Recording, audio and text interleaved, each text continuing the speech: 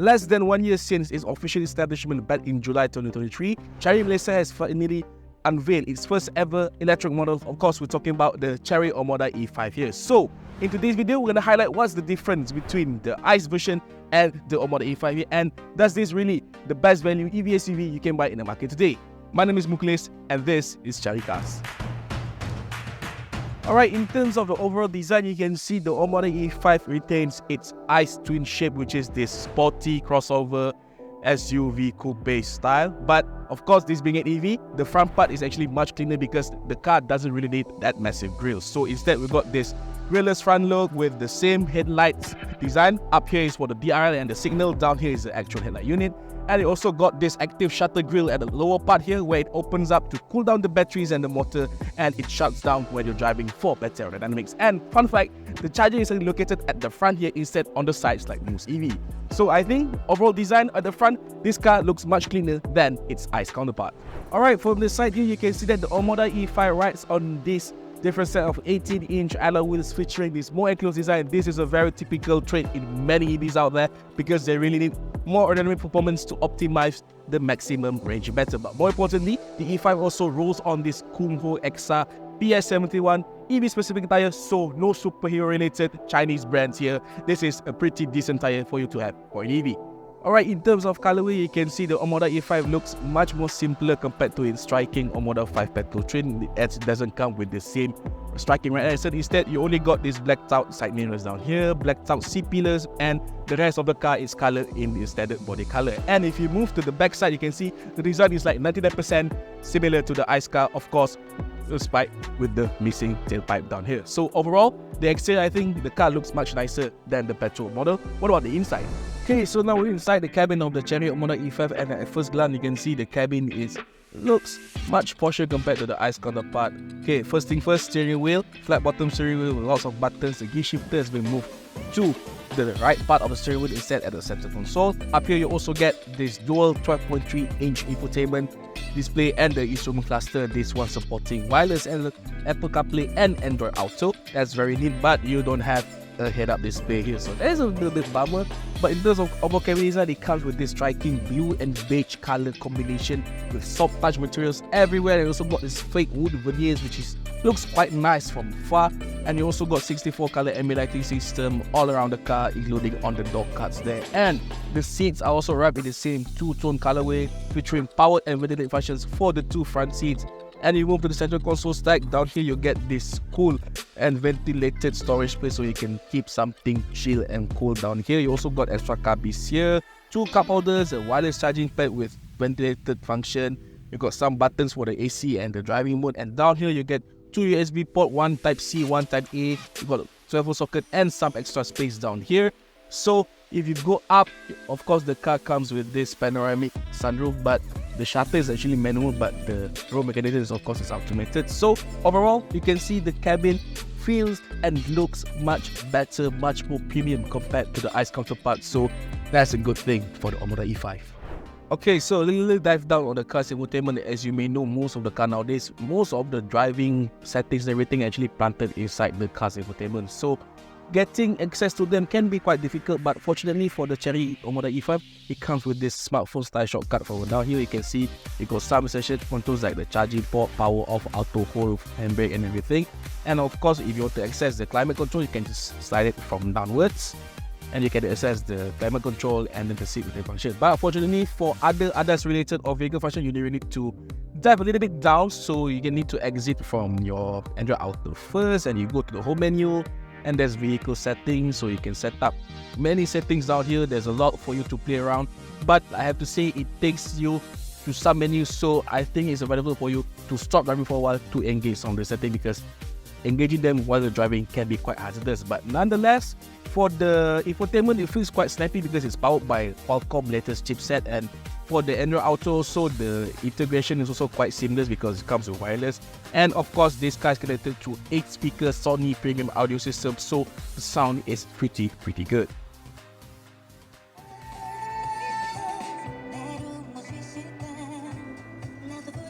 Okay, now we're inside of the back space of the Chery Omoda E5. As you can see, space is quite a premium at the back seat here. Okay, The front driving seat has been adjusted to my driving position, so as you can see, I still got some leg room, but headroom also is quite a premium because of the car's sporty coupe roofline, so you get somewhat limited. But for me, 170 cm guy, I still got some headroom down here. But more importantly, this being an EV, the floor is actually quite higher than the ICE car, so it really compromises on your sitting position, especially at the rear seat. You can see my legs is a little bit folded up, so that it's not really comfortable for long distance travel, especially for those with long legs. But nonetheless, I think for kids or smaller people, this shouldn't be much of a problem. But of course, at the back here, you also got a dedicated rear aircon vent, but you only got one vent, so you really need to share with the passenger next to you. But it's okay, at least you still got 2 USB charging ports, one Type A and one Type C. So nonetheless, the seat is actually quite nice. The material is quite plush. You also got this armrest here if you're sitting 2 passengers at the back. So overall, space is a bit of premium because of the battery configuration. So the floor is a bit high, so it really compromises on your sitting comfort. But nonetheless, for kids, it is still quite an okay cabin. But there's that. That's the price you pay to get this very sporty styling, I have to say. Alright, in terms of boot space, so the Chery Omoda E5 of course comes with a powered tailgate, but once you open it, you can see 483 liters of cab boot space at the back here. So it's not the biggest thing in the world, but I have to say it is more than enough for you for your usual balik kampung trips. But in case you need more space, you can always fold down the back seats, and you also got a small front at the front hood down there. So there's that. Alright, so the similar design and overall exterior looks is actually coincidental because both the Omoda 5 and the E5 shares the same T1X platform, which is an ICE-based platform also used by the Chery Tiggo models. So powertrain, of course, is got an all-electric setup comprises of a front-mounted electric motor rated at 201 horsepower and 340 Nm of torque, 0 to 100 in just 7.6 seconds, top speed 172 km per hour. So those figures are quite on par with its rivals, really. Alright, in terms of battery specifications, so the Omoda E5 is juiced by a 61 kWh LFP blade battery pack, granting it with a maximum EV range of 430 km according to WLTP standard. In terms of charging, this car supports DC 80 kW, which sees 30 to 80% charge in just 28 minutes. AC charging is kept at 9.9 kW, so you can see both figures are quite on par. Actually, the AC is higher compared to the Atto 3, but enough of battery spec. How does the car drive? Let's go. Alright folks, so now we're driving the Chery Omoda E5, and the first thing you notice when you're driving this EV is much smoother and much comfort ride compared to the Omoda 5 petrol version. Okay, in terms of power, yes, it's powered by a front-mounted electric motor 201 HP 340 Nm. The power figures may seem quite high, but in terms of power delivery, it's actually quite smooth and quite linear. So for those amateurs out there who are not familiar with the sheer EV instant torque and everything, I think the Omoda E5 is quite forgiving in that matters. Even on the sport mode, is not too jarring as many other EVs out there. And of course, on the topic of comfort, yes, the ride is much more comfort and more smoother because of course of this all-electric powertrain, and also due to its, I would say, softer damper setup compared to the Omoda 5, because the petrol version comes with a slightly stiffer suspension setup, so drive can be a little bit bumpy. But on the Omoda E5, on straight highways like 100 kilometers and above, speed is okay, but it can just be a little bit of wobbly during fast corners. But at the end of the day, it's still an EV SUV, so you cannot expect much on that part. But on the topic of that also is the comfort on the NVH level, which I think they've really improved, because of course you got no engine, so you don't need to worry about one thing or the noise. And also the wind noise suppression is also quite good. Even when driving beyond the highway speeds, the wheel suppression is quite good, but you can still hear a bit of tire roar here and there, but anything else is quite okay. So I have to say, in terms of overall, the Omoda E5 is simply a much better car to drive thanks to its smoother and, more importantly, more comfort driving experience compared to the petrol car. So in terms of safety, of course, this being a Chinese car, the Omoda E5 comes with a full swing of ADAS functions, granting it with a level 2.5 semi-autonomous driving capability. So functions like adaptive cruise control, autonomous emergency braking, lane keeping assist, lane departure warning, blind spot monitoring are all present here. And I have to say, it all works pretty well also, especially for the preventive measure like the lane departure warning. So at first, maybe some people find it a little bit daunting, a little bit aggressive, because the prevention and maneuverability can be quite aggressive at times. But I have to say, it's okay lah, because the longer you use it, the more familiar you get with it. And you can also tone down the intensity or the sensitivity of these functions via the infotainment menus. And of course, you can also turn it off if you want to use it. But regardless of that, everything works fine. And I really like the lane keeping assist maneuverability because it really displays the surrounding of the car, so it gives you an idea how good the sensor and the camera in this car is working. Alright, moving on to the ergonomics.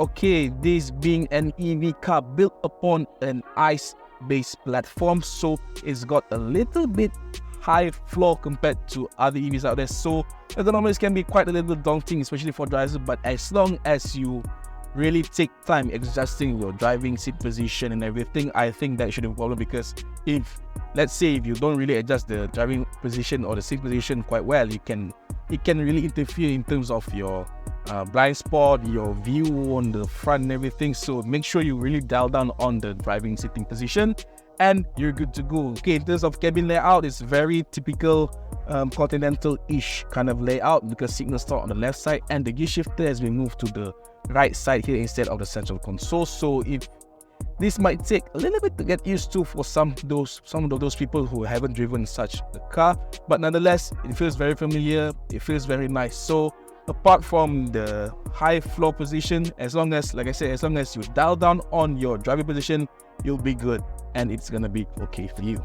Price at only 146,800 ringgit, the Chery Omoda E5 is simply one of the best value EV SUV you can buy in the market today.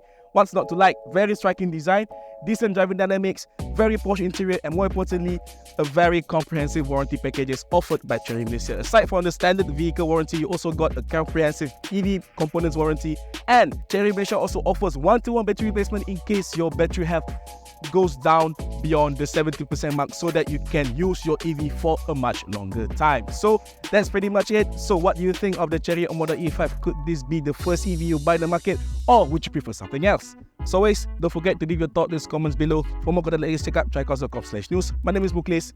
We'll see you next video. Take care.